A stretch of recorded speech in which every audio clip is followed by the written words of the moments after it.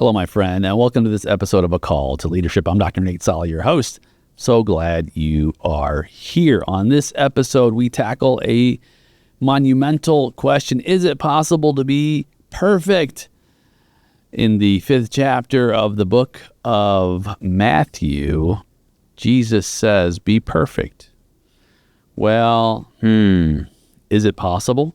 Is it plausible?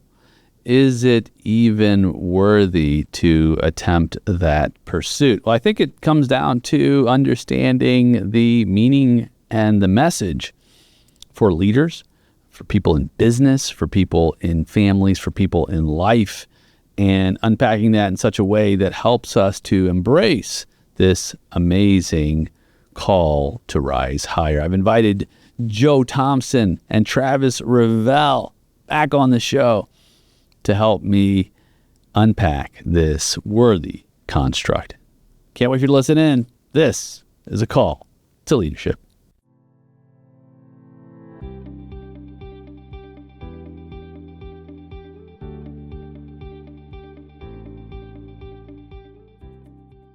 Well, hello, fellas. Hello. Hey, Welcome. it's nice to be here. Yes, absolutely. Good to get together and talk about some leadership. You know, the a lot of what we do at Great Summit and our the thrust of our desire to help leaders is wrapped around one phrase in Scripture that's extremely intimidating for high achievers.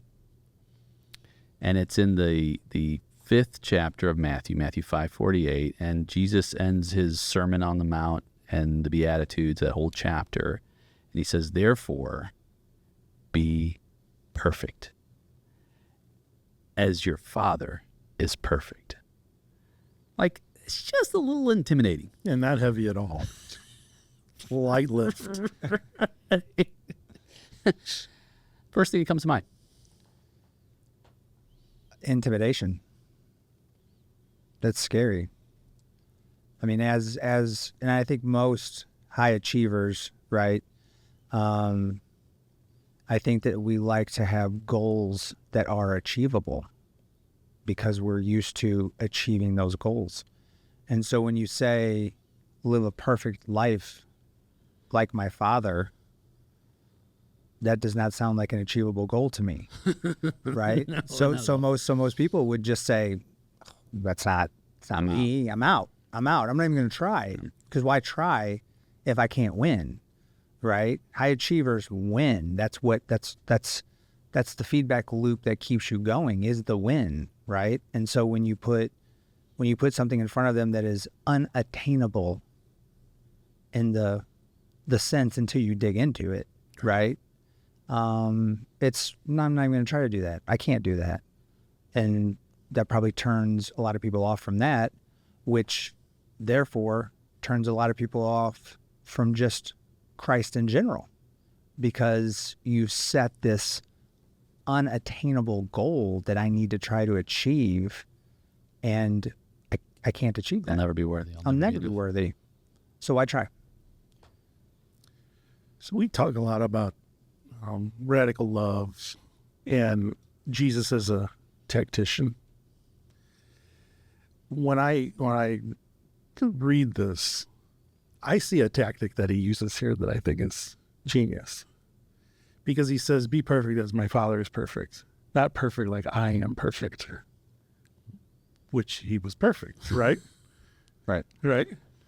And when we talk to, whenever you talk to somebody about, whatever problem they're going through, and you try to give them advice, or, even if someone's giving you advice, you're like, I can't do it. I'm not Jesus. I'm not perfect. Yeah, you hear that. You hear that a lot. And I think tactically, he shows a very human side of himself here, which we forget a lot. We forget about his 100% humanity. And if he can identify with that, like that strive to be perfect, I think we can, strive towards is to have a fuller life. Yeah. A whole life. That's what I get out of it. And that's exactly the nature of the original language. When we look at the Greek for perfect, I love looking at the Greek in Scripture, especially the New Testament, because it makes it more robust. The Greek word is teleos for perfect, and that word means complete. It means mature. It means walking in the virtue of godly integrity. A little more attainable. I can get behind that. Right. Not only can I get behind that, I want to get behind that. Absolutely. Like, It doesn't take failure off the table. Well, it doesn't take failure because it's important, because this is not flawless. Because when I see the word perfect, I think flawless. Yeah. And I would love to attain that, because we're all high achievers. We know, like in this context, it ain't happening, right? Mm-hmm. But in the context of, I'm calling you to God's very best for your potential as a human being, as a leader, and this is the pathway to completeness.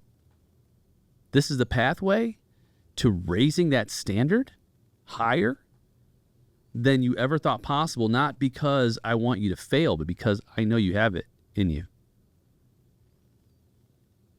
Like, that's exciting. That is exciting. Right. And I think the challenging part of it is that, each day you get to wake up and try it again, right? Yeah.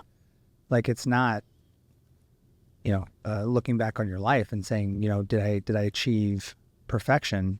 It's every decision you make, taking that into consideration, that lens that you're looking through and saying, how can I try to be more perfect in this decision that I'm making right now? Yeah. More mature, more complete, walking in a greater sense of integrity, walking in a greater sense of virtue. Like, that's it just makes you a better person. Yeah. It just makes you a better human being.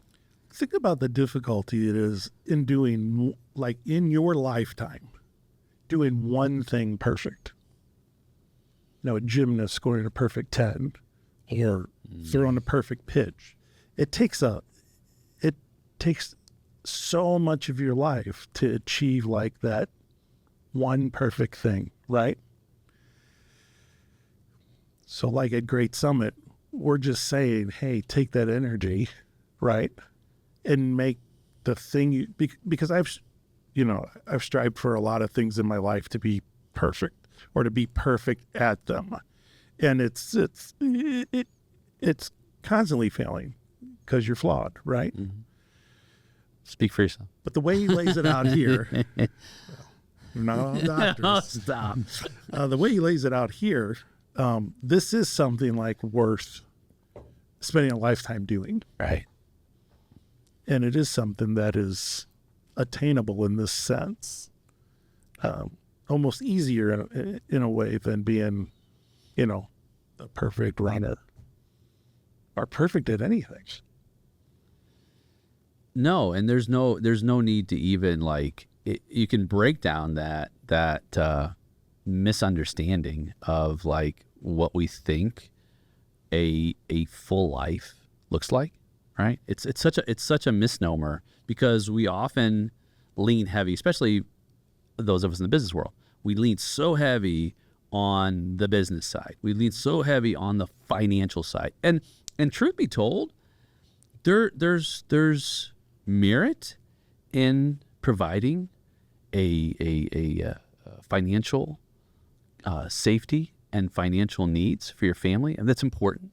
However, it's such a heavy lean that we're like, okay, let's make sure our financial health is so strong, and then our spiritual health, bankruptcy, our relational health with our families is torn, our community health is in isolation. There's no way we can ever be complete. Our physical health is completely torn down. Mental? Our mental health is depression. I mean, just look at the world. I mean, all you have to do is turn on the TV for, 30 minutes and look at the commercials that the drug industry is running, and you can see The Band-Aids. all the things that they're trying to sell you to make up for the hole that you have in your spirit, basically. Yeah. It's like, okay, let's just cover all this. Just take It's this like, pill. Yeah. Just take this pill. You won't be depressed anymore. Take this pill. until you have to take the next pill. Right. Take this pill. And then 3 years later, it's, well, you took this pill, so you need to take this other pill now. And it's funny because I saw this commercial, and it was for a depression medication, but it was because your current depression medication isn't working quite well enough. Take this new one that together will make you better, right? And it goes through the whole pitch. And then the last 10 seconds are all the things that it does to you. May cause death, may cause this, right? And it's just like, we're that, society has become that dependent on quick fixes, right? To fix this longing that everybody has inside of them, that we're willing to just continue to play this game. That is no end, right? There is no end. There is no magic pill. Right. It's not there. And Jesus speaks to that right here. He speaks to that crisis that we face in our journey, crisis in life, and says, hey, look, you know what? Even at the time, I mean, if you look at it in context, because at the time, the magic pill, if you were, was, more land or more oxen or more wealth, right? It was a lot of material. Oh, wow, 2,000 years ago, how much has changed, right? It's like... Humans don't change. It's just the environment in which they're in that changes, right? Right. It hasn't changed. And yet, in that same chapter, I would encourage anyone to read that chapter, Matthew 5. He starts with what we call the Beatitudes on this Sermon on the Mount. And he starts going through these, what he called, the blessings. Blessed are, blessed are the poor in spirit. Blessed are those who mourn. Blessed are the meek. Blessed are the peacemakers. Blessed are those who are pure in heart. He goes through 7 of them, and none of them say, blessed are those who pull up in their fancy Cadillac or their designer pants or Rolex watch or all that. Now, granted, we've all experienced that cool stuff, right? Mm-hmm. That's an outward. That's outward. Interesting, the word blessed in the Greek that he uses is makarios, and that word means a life joy that is not dependent on any external circumstances. So when he's using this language to contrast, because people are like, because at first you could take it as patronizing. So how is being poor in spirit a blessing? Because I got issues. Right. Lots going wrong in my life. How are you going to tell me I'm blessed? Mm-hmm. And he's saying, look, what I'm saying is that true blessing isn't all the stuff coming in. Because guess what? That's fleeting. It ain't going to last. True blessing is knowing that God's love for you, this radical love that Joe was talking about, it's internal. That's where joy comes from. It's irrelevant of what's happening outside. And if you can get a hold of that, you're blessed. Yeah. That's unstoppable blessing. Just imagine. And I know we haven't arrived because I don't know about you guys, but I'll make a quick confession. Outward stuff, I still sometimes get a little down, or I'm like, why, right? I mean, we're human. Absolutely, we're human. But I don't think it's not focusing on the fact that you still have that. It's realizing that you still have that and focusing on the internal side of it, right? So it's we all want nice things, and we have nice things, and we still want nicer things. And you see somebody who's got a nicer car or a nicer house, and you're like, I like that. I wish I had that, right? But I think true wisdom is coming to the point to saying it's okay to like that. It's okay to want that, but to understand that that's not going to make you happier. that's not going to make you feel any better, because we've all done that. We've all bought the new watch. We've all bought the new car. We've all bought it. And it's cool for, I would say, like, I get a new car. It's cool for like a month, like I love it for a month. I still like it, but the newness wears off. Yeah. And what are you left with? You're still left with that longing for something more. Mm-hmm. So it comes down to the message, right? So you're going to get, and we talk about this all the time. There's the dichotomy between, the laws from God and then the laws from man's, right? And Travis and I were talking earlier about, that's really what separates one belief system from the next, is their man's interpretation of something and then the laws they build around it. So here you have like two different messages. You have the message from Jesus, or you have the message from society. And what does society want you to do? It wants you to consume. Mm-hmm. It wants you to buy. Happiness is a vacation. Happiness is, a pill. Yeah. Or whatever. So it's our, I think we're tasked with, and by us, I mean anyone who has Jesus as their Messiah, right? They're tasked with letting people know, hey, there's another message out there. Like if you're achieving it and still kind of feeling empty, there's another message out there that you can work on achieving that makes you feel fulfilled, right? So, there's commercials are pounding stuff at you. Like, you can't look at anything now without some kind of advertisement coming at you telling you something that you need, right? And it's easy to get caught up in that, right? Because first you want something and then you want a better version of it, right? And that's all trying to fill that hole that stuff can't fill. And that's not a profound statement. People have known this for a long time. But like we said, in 2,000 years, things haven't changed very much. So and I'm as guilty as anyone else. It's the message that Christ gives us that we need to be spreading, right? Really the goal of Great Summit, right?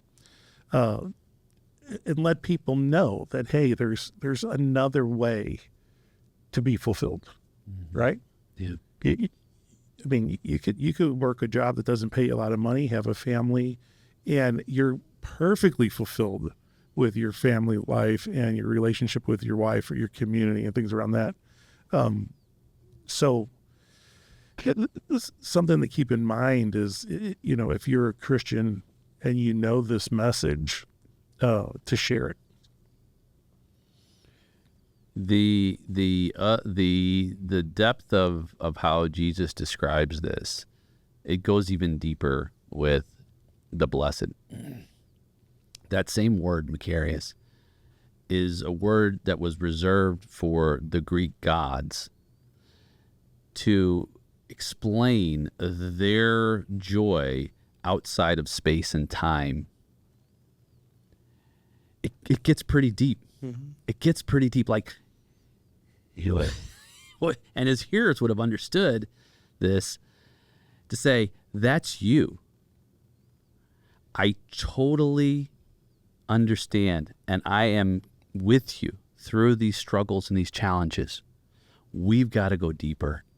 We've got to go to a place of true, authentic fulfillment that is not broken by what's happening around us, that is not contentious by what's happening around us, and does not seek to find its deepest sense of authenticity and significance in what's happening around us, but what is within us. And sometimes we don't even know where to look. Sometimes we're in such a place. I've been there.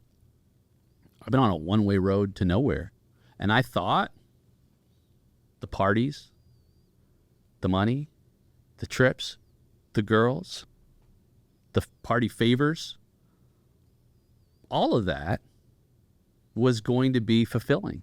I thought,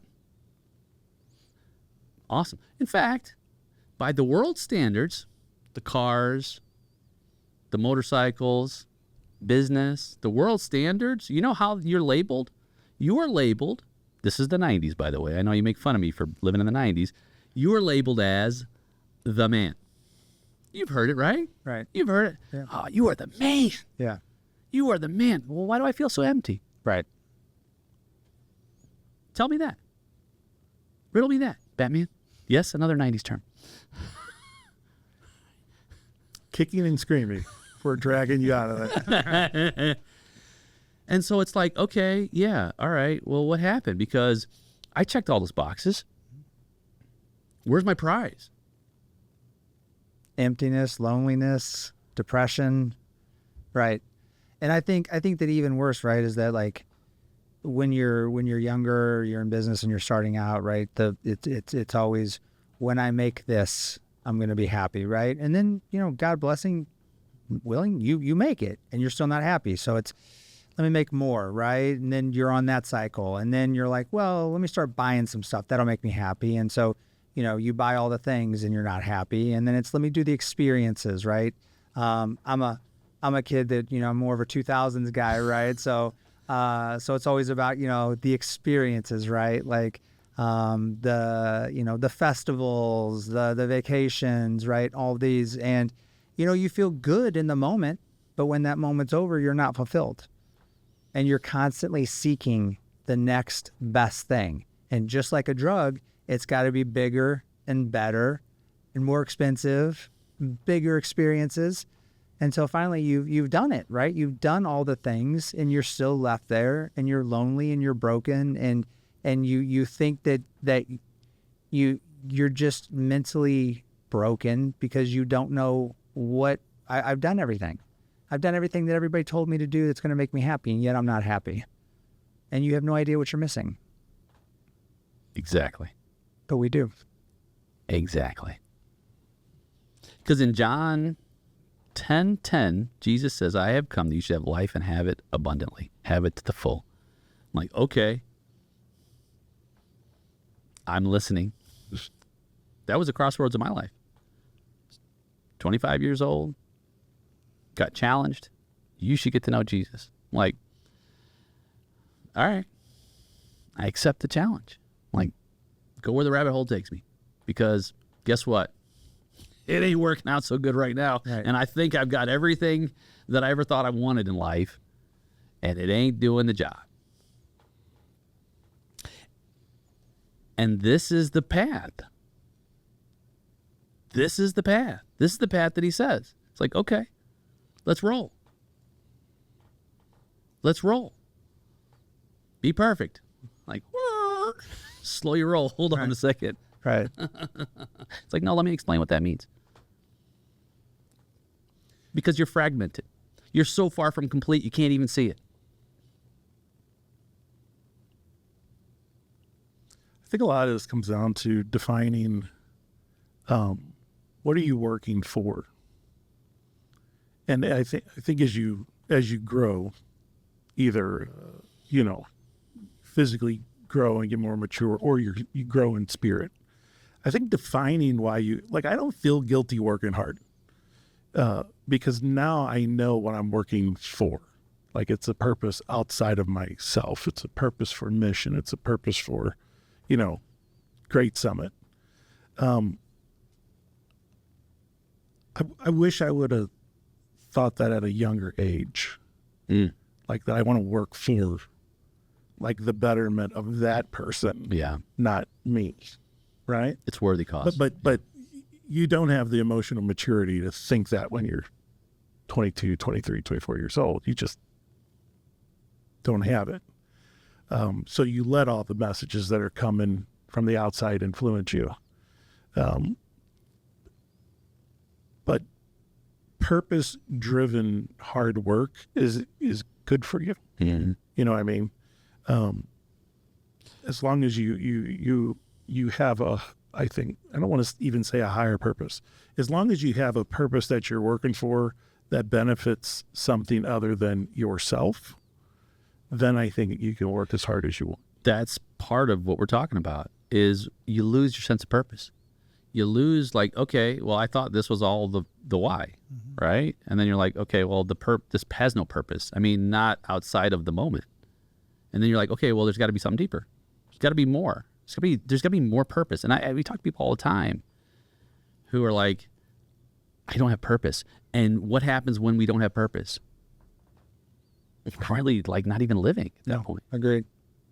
And I think we've all probably had points in our life when we've lost purpose because we were looking for that external validation, right? Instead of internally and understanding where our true north is, where we're headed, where we need to be headed. I think that's what Great Summit provides for people. Yeah. Yeah, I think there's no life lived without trauma. There's no life lived without crises, right? And if you are that person, get a hold of me, because I want to know how you pull that The person one off. who never had a crisis in life or trauma. And sometimes you'll find yourself not only with a lack of purpose, but like you're just trying to survive, right? You're just living like to the next minute. Because your crisis can be so bad, it could be so debilitating. And whether that's physical or emotional or spiritual, whichever way you want to put that, it is easy to lose purpose in the face of pain and crisis, right? And no one tells you to focus. Like, no one tells you to focus, accept your pain, and follow Christ. They tell you, here, take pain pills. They tell you, well, go do this and go do that, because when you're in pain, humans have a natural aversion to pain, right? That's how we stay alive. But when you get to the point where you can accept pain and kind of, leave it in God's hands. I don't mean to sound cliche, but like that literally saved my life, just leaving it in God's hands. Your purpose is knocking you over the head at that point, right? But you won't find it without like taking that, step to seek it and being open to the things around you that tell you, hey, this is a message that you're getting, right? So, if you're open to that, if you know there's something more, then that is what Great Summit is about. Yeah. Like, it's really, we're building that safe place, right? Yeah, because if you can have a place where it's safe to be brave, that's where you can really begin to live. You can really begin to exhibit that courage. I think that's what he's saying here in a way. He's saying, look, I'm not calling you to a flawless life, right? You're a human being. I'm telling you that I'm not here to condemn you. I'm here to elevate you to your true identity and rise out of these shadows that you're living in. I'm like, okay. It's a message you can get behind. I can get behind that message. For sure. I can get behind that message and reclaim. Really, reclaim that fire that started this journey and got sideways. A lot of ways it gets sideways. And it's like, no, you know what? Let's get back on track. Let's have spiritual health. Let's have mental health. Let's have physical health. Let's have financial health. Let's be strong. Those are our pillars. Those are our community pillars. And they hold up our building a life that houses these relationships, our primary relationship, our relationship with God, our relationship with our family, our relationship with our community, our relationship with our business. Yeah. Who doesn't want strong relationships in that way? Who doesn't want complete relationships? Who doesn't want whole relationships? Who doesn't want to perfect, if you will, in this understanding of it? That, like, I could get up in the morning. Excited. I'm ready to roll, like suit up. Yeah. It's easy to not know that you need strong relationships. It's easy to not know that you should treat your body better or take time for your mental health. It's not,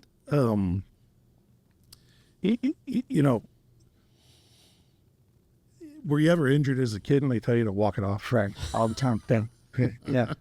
Ignore your I still tell my kids that. ignore your emotion. Right. Ignore your emotion. Walk it off. You know, you just took a fastball to the groin. Just walk it off.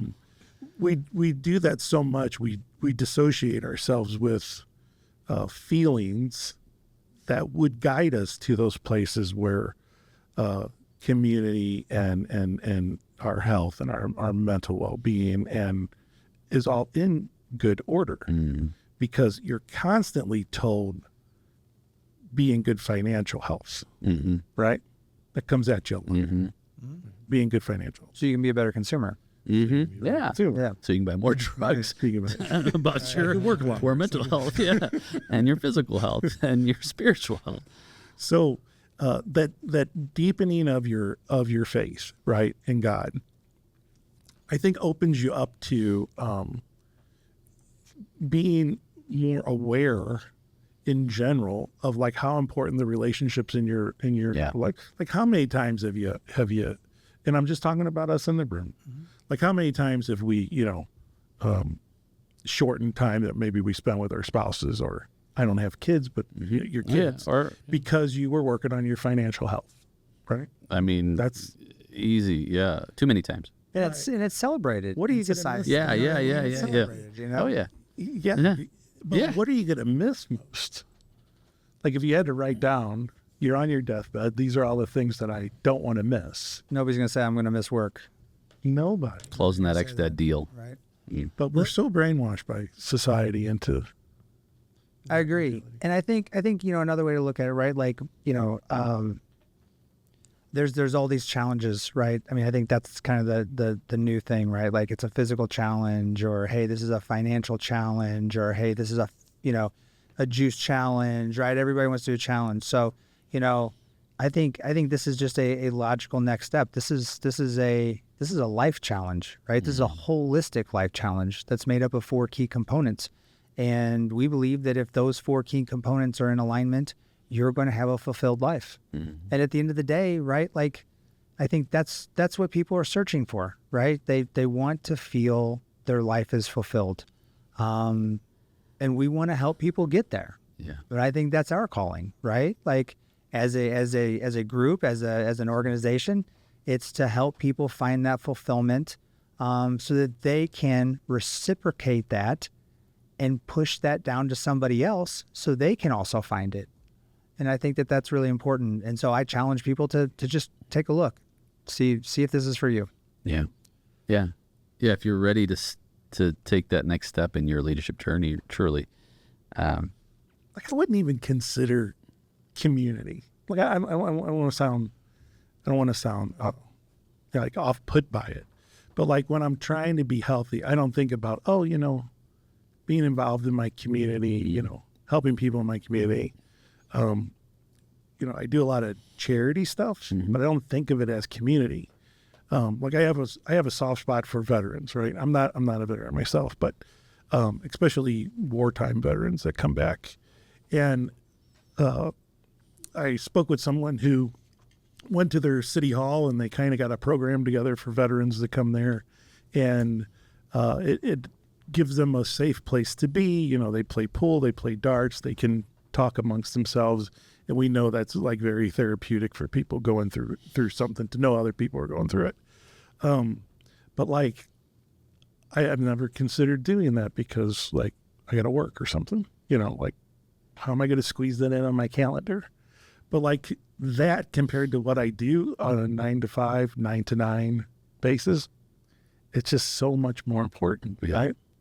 Well, and it's interesting you bring that up, because even in our model for these 4 elements, or these 4 components of your relationships, your 4 relationships, your relationship with God, family, community, and business, a lot of programs, this is nothing new, but business creeps its way up the ladder, right? And we purposely put business last. And it was a hard decision, if you will, because it's so countercultural. Right. It's so counter what we should be doing. It's like, no. Get your relationship with your creator solid. Pour that into your family. Invest and be invested by your community. Guess what?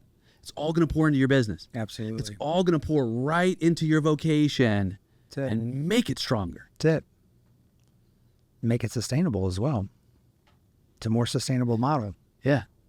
It's just like be perfect is like, does not compute, right?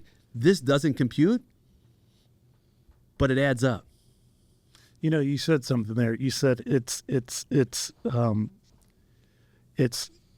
like countercultural to not think about work, right? Or first. But it's really not counterintuitive, right? Because intuitively we attach ourselves to our families, right, early on, or we attach ourselves to our friends. Like, we know that the people element of our life is important, right? And if you can attach yourself to your faith, right, it really does start to make a pecking order of what is most important to what's important, but not as important, right? Like, I would never tell anyone, hey, quit your job and love your family. Right. Right? Because you gotta provide. Because loving your family means providing. And right? sacrificing to provide. It's only one kind of provision, though. Yeah. And that's what you have to do is like, okay, financial provision. What about everything else? I mean, there's so many other provisions that we make as a leader, a spiritual leader, as a confidant, as a person who shows up, right? Who's fully present, right? These are all ways that we provide, yet we just focus on one vertical. And that one vertical leaves us with a life that's unfulfilled. And I guarantee you, when you get to your deathbed and I get to mine, that's not how we want this story to be written. Right.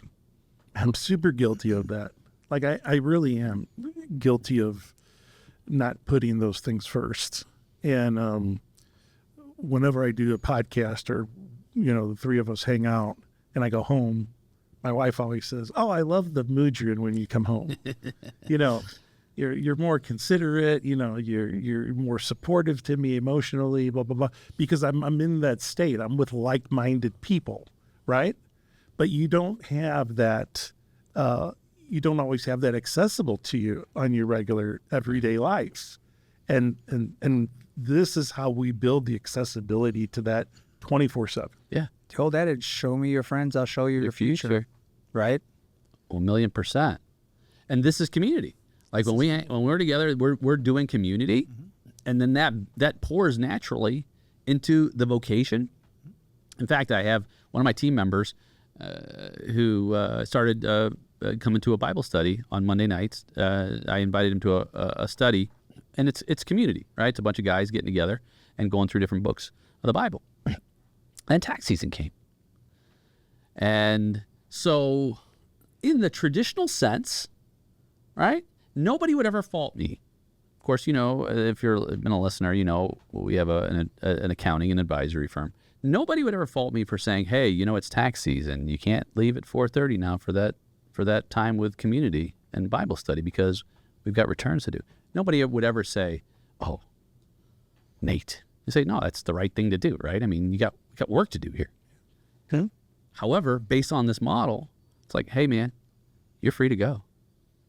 Go. Now, if you feel you need to stay for any reason, I'm not going to tell you not to stay. But I'm going to tell you that needs to come first. We can file a few extensions if we need to. You having a strong sense of community is only going to make you better when you show up to do your daily duty. That's the thing, right? Like how much better of an employee do you have by doing that, right? How much more loyalty do you have from your employee by doing that, right? So by making that sacrifice as a leader, right, or as a business owner, right, your growth is exponential. It's more than those 2 or 3 extra line items that person can do, those tasks it can do, right? Because you're pouring into that individual. And I think then the leadership side of our component, right? Like that's what we want to teach you as well. Like there is a huge component in there which will have a direct impact on the income of your business. ROI. There's a huge ROI. Not only is there an ROI on how you feel, right? How your family feels, how you're viewed, right? Like all the stuff that isn't necessarily tangible, that isn't quantifiable, but there's an ROI on your business as well. You will see growth from this. Yeah, I haven't met a spouse yet who we're talking about faith infusion here, right? We've said, hey, your spouse who's working all those late nights at the office and sacrificing all that stuff for family, we're going to teach God first, then family, then community, then business, where they've said, oh no, that's horrible. That's terrible. Never. Right. Like, oh my goodness, where have you been? Right. Where have you been? I mean, speaking of ROI, taking this and applying it to your own customers, right? Like loving your customers radically. Yeah. Yeah. You know, Unconventional. Yeah. It's because we always talk about Which business differentiation do you strategies, do? right? In business, right? The application is on and on. Like, we'll have more, obviously, episodes, which we'll talk about this. The application not only is relevant, and I don't want to say it's, a competitive advantage, because we don't necessarily talk about that, but what it does is it sends the message to your ideal customer that, look, we do things in such a way that's going to give you the best possible experience you can get. Why? Because I want to have the best possible experience in my own life, and I can't possibly understand how to give that to you unless I'm living it. Correct. Buckle up. Buttercup. Thanks for being here, guys. We'll keep it going. Thanks for having us. Appreciate it. It's good to see you guys.